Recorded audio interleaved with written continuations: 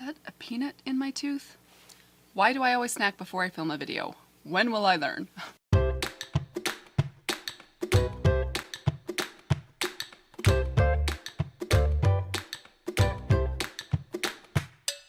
Hey guys, welcome back to my channel. Very excited about today's video because we are going to be talking about 5 makeup products that were love at first use for me. Now, I have a lot of makeup products that I really love, but once in a while I come across a makeup product that the moment I use it, I just know that it's a winner. So we're going to be talking about 5 of those products today. I'm also excited because today's video is a collaboration with my friend here on YouTube, Miss Melissa M. I will link her channel and her video down below, but if you are not following Melissa, she is one of the sweetest people that I have met on YouTube, and her channel has such a good energy to it. She's so positive, she's so uplifting, but she's still real. She talks about subjects that are real, and she also talks a lot about skincare and makeup, especially if you are dealing with more maturing skin, which I definitely am into that kind of thing. I cannot wait to hear what products she has to talk about because I've tried a couple of her recommendations and they're always awesome. So be sure to head over to her channel and give her some love.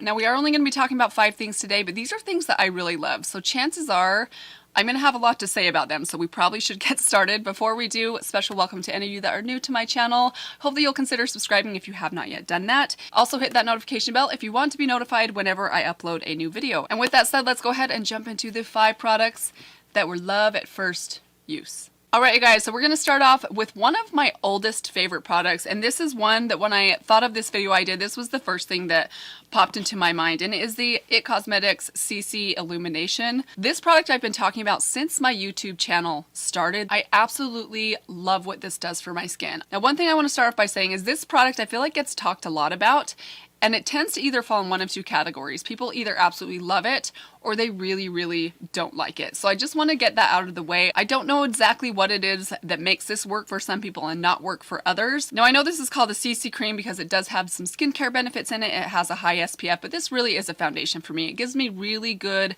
solid medium coverage, but it just looks so healthy on my skin. It's one of the foundations that whenever I put this on, I'm always shocked at how good this makes my skin look. And I've used it over and over again. You can see I'm completely out of this tube. I have another one on backup. There's just something about this that just works for me. Now, a couple things about my skin. It is drier. I'm also a little bit on the more mature skin side. I'm 38, so I definitely am dealing with some more maturing skin issues that I think anyone over the age of, I don't know, 35 probably deals with. Now, I feel like when we hear people talking about more mature skin or people that struggle with more maturing skin, we hear a lot about fine lines and wrinkles. We hear about age spots. We hear about larger pores. But one thing that I don't think a lot of people talk about is dullness. I kind of feel like as you get a little bit older, you lose some of the radiance in your skin. Your skin just starts to look a little bit more on the dull side, and that's where I think this foundation shines. It restores some of that youthful glow that I'm missing now that I'm a little bit older, and it does it in such an easy way. I can put this on with my fingers. That's my preferred method of applying this. You definitely can use a sponge or a brush if you don't like to use your fingers, but this just feels like a moisturizer to me. Now, that said, I am just one person. This tends to work really well for my skin and the things that I feel like my skin needs, but I know that there are a lot of people out there that this doesn't work for. So if you are one of those people that have tried this and it didn't work for you, let us know in the comments down below, especially why it didn't work for you, maybe what your skin type is or what was kind of the issue with this for you, because I think that might be helpful for those of you that are maybe interested in this but are not sure if it's something that you would love or hate. But I had to mention it because every time I use this, I'm reminded that this is like the foundation that was made for me. The next product that was an instant love for me is the Bite Beauty lipstick in the color Honeycomb. Now, before we talk about this product, I do have to mention that Bite Beauty is currently reformulating, I think, all of their products. I think they're going vegan and everything is kind of going to get a reformulation. So this exact one I hear is going to be discontinued, which is so unfortunate and makes me very nervous because I love everything about this lipstick. I've been a longtime fan of Bite Beauty's lipstick formula. It is so creamy. It has very full color and pigment, but it also is comfortable on the lips. But more than anything, I think what I love about this one is the color. I am wearing this on my lips today, but let me just swatch it on the back of my hand for you guys. This is a perfect nude color for me. For those of us nude lipstick fans, I think we can all kind of relate to how difficult it is to find the perfect nude lipstick. I have so many nude lipsticks that are almost perfect, but there's just something about them. Maybe they're just a hair too light or a hair too pink, a hair too gray, a hair too deep. It's hard to find one that you feel like is exactly what you like in a nude lipstick, but I feel like this is the first lipstick that I've tried that checks every single box on my nude lipstick preference list. It is just the right color. It's not too peach, but it's also not too pink. And for that reason, I feel like this is the shade that I could wear with either a cool toned or a warm toned eye or cheek products.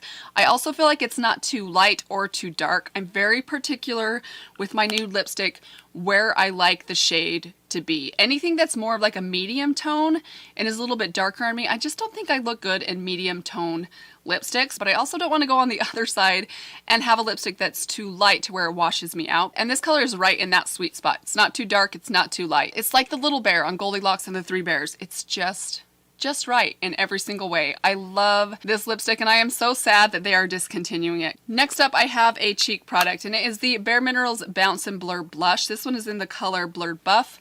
This I picked up in the fall and this was love at first use for me. I love blush products in general. I actually love Bare Minerals' original powder blush formula. It's one of my favorites. But over this last year, I've really kind of been getting into using cream and liquid blushes. And this one I feel like is the perfect entry-level cream blush. Now this is such a unique formula. I wouldn't call this a cream, but I also wouldn't call it a powder. It feels almost like a slightly tacky powder, which I know does not make much sense. This is one of those products I feel like you have to try this to really get a feel for what this feels like. It reminds me, if you ever tried the Maybelline Dream Bounce cheek products, it's kind of like that, but it's not quite as spongy feeling as those ones were. It's a little bit more of like a tacky creamy product, and I feel like I'm just talking myself into a disaster. None of this is making sense, but I just know this. I love this cheek product. It is so simple to apply. You can tap this on with your finger, you can use a brush. That's my preferred method of applying it, is just with a stippling brush,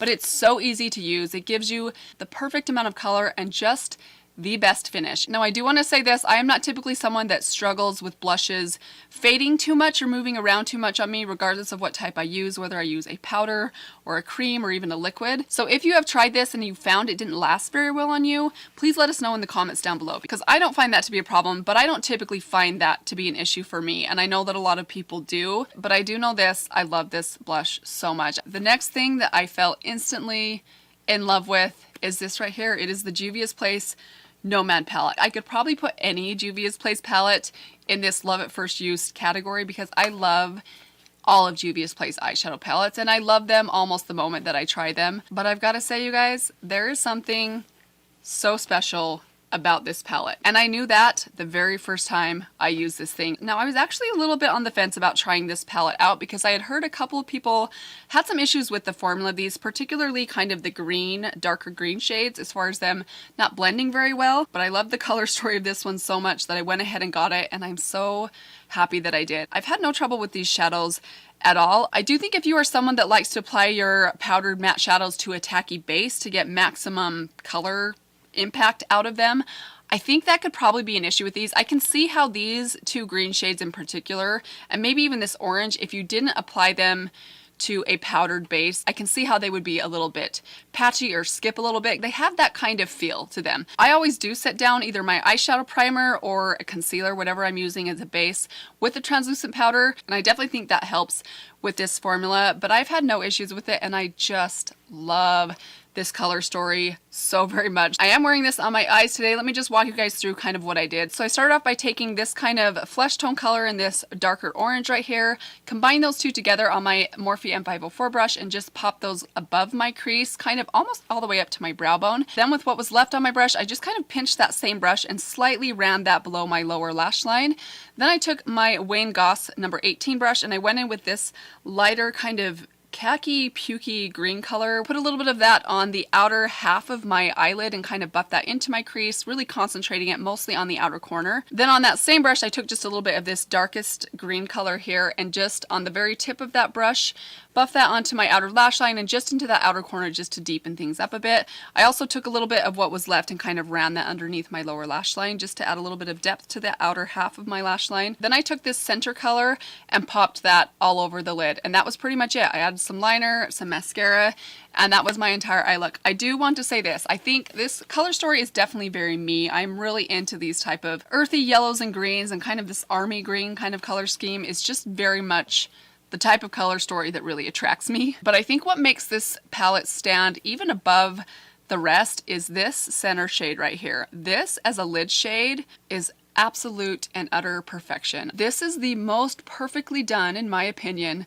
gold shade I think I have ever tried. It has the perfect tone of a gold. It's not brassy, it's not too warm, it's not too orange, but I love this color. And the first time I used this palette, I swear, as soon as I popped that onto my lids, I could hear angels singing. It really is just one of those shades that was like, yes. I know that sounds a little dramatic, but you guys gotta understand, I love my eyeshadows, and this is just one of those palettes that I think will always have a special place in my heart. I absolutely fell in love with this at first use, and it is just stunning. Very last product that was love at first use for me, I had to put this one in here, and it is the Essence Pure Nude Highlighter. Now my guess is most of you either currently own or have owned this at some point.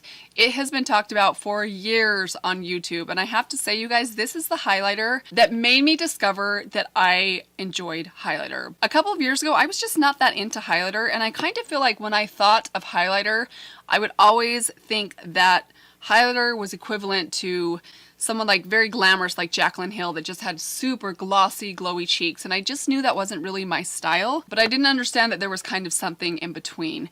And that's what I feel like this product is for. Anytime someone comes to me and asks me for makeup recommendations, or maybe they're just getting started in makeup, I always recommend this highlighter, because I think even for someone that's never tried highlighter or thinks they don't want to try highlighter, I would still recommend trying this, because I feel like this is the highlighter that does what highlighter should do for the everyday life kind of person. It just gives the perfect amount of radiance and glow to your skin. It's very refined, so it really looks like it's coming from within. It doesn't just sit on top of your cheeks. It doesn't have glitter in it. It's super foolproof and easy to apply. It can be very, very subtle, but you can also build it up if you like something a little bit more intense. And I was surprised at how much I loved this the very first time I tried it. And I have to say, every time I pull this back out of my stash and give it another chance and use it again, because as you might know, I have a lot of makeup, a lot of highlighters that I kind of rotate through, and anytime this comes back into the rotation, I'm always surprised all over again at how much I love this.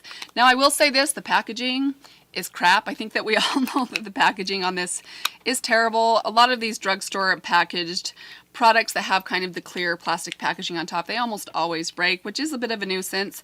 But this product is so affordable. I think you can get this for either $3.99 or $4.99 at Ulta, and it's just such a beautiful product. Anytime I mention this, I get so many comments from you guys that are like, yes, Essence highlighter, amazing. All right, you guys, and with that, that is it for my 5 makeup products that were love at first use for me. I would love to hear from you guys. What is one thing that you fell in love with the moment that you tried it? Please let me know in the comments down below. But I hope that you guys enjoyed this video. I hope that you guys are enjoying my full month of nothing new. I'm having so much fun this month. Again, be sure to head over to Melissa M's channel and check out the 5 makeup products that were love at first use for her. I cannot wait to see what she picks. But that's all I have for you guys today. Be sure to subscribe if you haven't yet done that, and I will see all of you very soon in my next video. Bye.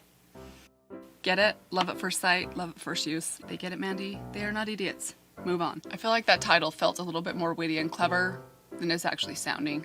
Oh well, we're going with it. I could stare at my eyelids all day. That gold is just so stinking pretty. Oh. My eyelids might be angelic. My voice, not so much. I wonder if I'm thinking that I came up with this idea on my own and maybe someone's done it before. Oh boy. No beauty related videos, but I would recommend not searching up on YouTube love at first use.